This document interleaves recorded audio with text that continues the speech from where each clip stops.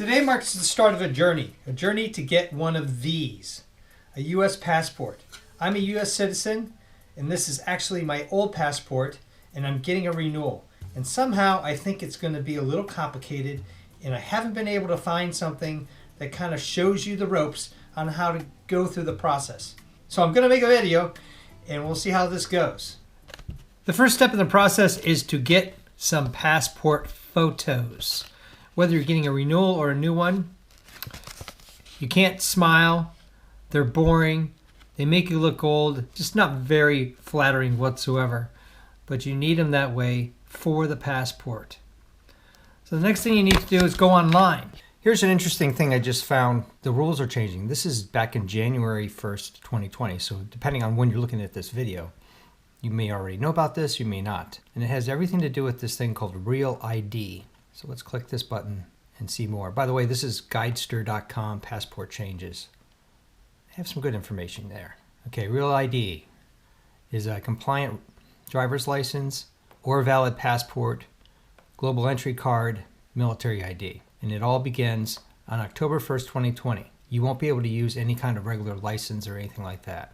And here's how you can tell whether it's compliant or not. So if you provide the adequate information, you'll have a star on your license like this, and I guess that's every place in the United States and in all the territories. Here it is, a single form of identification, travel on commercial airlines, enter military bases, which may or may not affect you, federal facilities, nuclear power plants. Not going to nuclear power plants a lot, so that's not a big deal. You have to require additional documentation in order to fly. Not everybody goes to military bases or nuclear power plants. Very few people go to nuclear power plants, so that's a good thing. This is potentially a really big deal. How do you get a compliant license? You have to have proof of identity, lawful status, and that passport that you get is one of those things. A security number that hasn't been altered. You can't laminate it or anything like that. That's interesting. But you can use pay stubs. If you still get pay stubs, I guess you have to print them out. And a proof of residency, 2 documents. So next time you get your license, which in my case I have to get it renewed this year, and that's one of the reasons why I did my passport in the first place, is to get this Real ID thing figured out. Typing in passport renewal can take you to a site like this, a fee-based passport renewal. So let's just go into it just to see what it's like. You have to select the passport renewal, you get in here. I'm not getting compensated by these guys whatsoever. Fill out your vital statistics, where you should be mailed, and just your general travel plans. It always helps to have something in there. Okay, so I have to fill all this stuff out. I can't just go. Doesn't say at all how much it is. So you spend all this time. Let's see if we can go to payment. It says they're private, not affiliated. Additional fees may apply for specific passport request. By clicking any option, assistance in this website, I represent that I'm 18 years old. So there is a fee associated with that, above and beyond all the other costs. So let's just go to the government website. So here you are, travelstate.gov. First thing you got to do is, where do you currently reside? For me, it's the United States. What's your date of birth? January 1903. The 14th, of course, that was a good day. Have you ever had a passport before? Yes, in my case. Do you still have passports in your possession? In my case, yes. Put in the issuance date for my passport, which was that date. Do you require any changes, corrections that are currently printed in your passport? The answer is no. Next, estimate your cost. They have different options, passport book card and booking card. I just want the book. I guess you could get the card if you're just going to Canada, but stick with the book. I think it's the best way to go. Card, another $30, I think. Not interested. 5-step process. So number 1, you have a passport. It's undamaged, other than normal wear and tear. It's undamaged. Was it issued when you were 16? I wish. Was it issued in the last 15 years? Yep, about 10 years ago. Was it issued in your current name? And yes. If you answered no to any of these statements, you must apply in person. I don't have to apply in person. Awesome. So I have to fill out form DSL blah, blah, blah, blah. So you have 2 options here. You have the form filler option or the PDF option. Form filler will select correct form you based on information input. It may generate different form from what you expect. You must provide your social security number. You may request larger passport book at no additional cost by checking 52 page on the top of the DS-82. You must complete all pages in the form before submitting. So I'm going to fill this form out. It's kind of private information, so I'm not going to show you exactly what I put in here.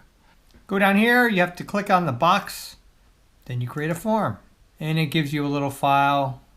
And then I'm going to add in here passport paperwork. All right, now it's just filled in the PDF form for me, and I'm going to print it out. Printer's going. Another thing I do is I put on, please return my old passport, and then I'll put my address down here, and then a thank you at the bottom.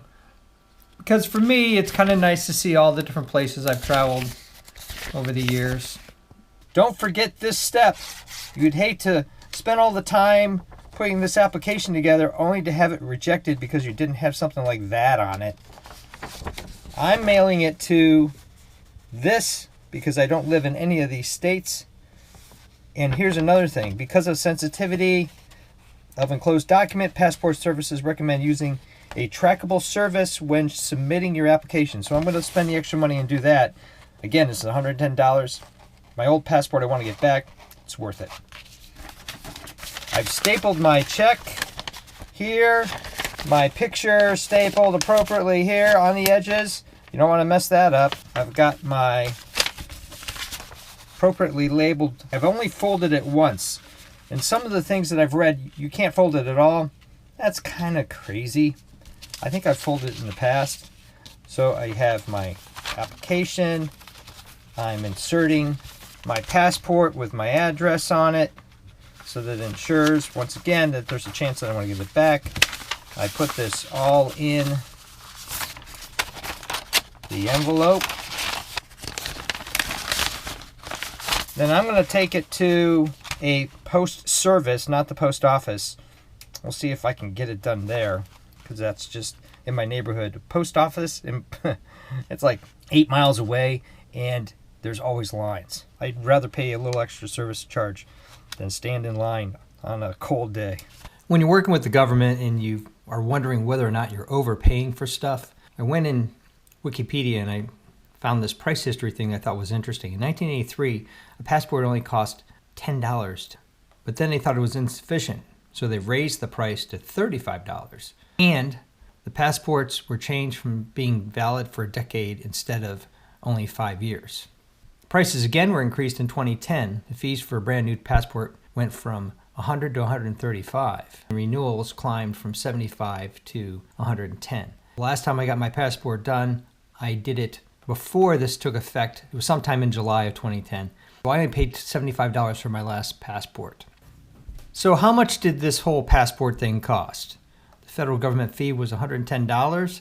The pictures, and I would recommend you get it at Costco or somewhere else. Trying to do it on your own and getting it right may cost you more than $5, and then you'll get shipped back and it'll be just a pain in the keister. So just get the pictures somewhere. It's pretty easy. They'll know how to do it right. Shipping costs $13.65. Now I went through a place called PostNet, which is in my neighborhood. For me, it was worth paying a little extra money for the shipping, insurance, all that stuff, and it was convenient. So $13.65, I might have overpaid maybe by, say, even $8, and it was worth my time on that. For a total of $128.65, or $12.87 per year for 10 years. If you think about it, yeah, that's pretty reasonable, because that allows you to go everywhere, which is kind of neat. This is package one. Let's open it up and find out what we got. Okay, that's my new passport. There, it's got the chip. It's all ready to go. You get a couple little brochures here, which I may or may not read. Who knows? Okay, here's the second package. Again, from the Charleston Passport Center, Sterling, Virginia. That's kind of confusing.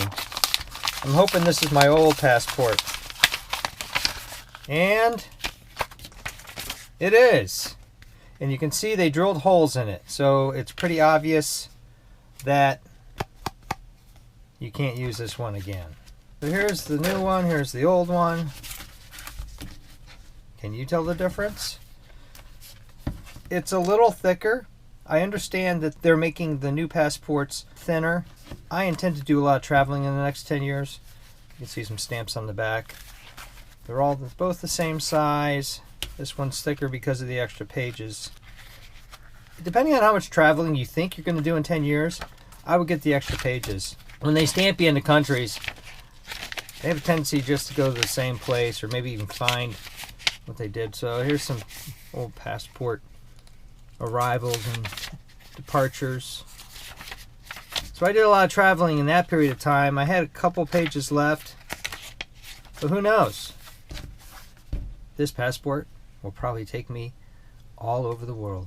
So that's the journey for a renewed passport. A brand new passport pretty much follows the same steps.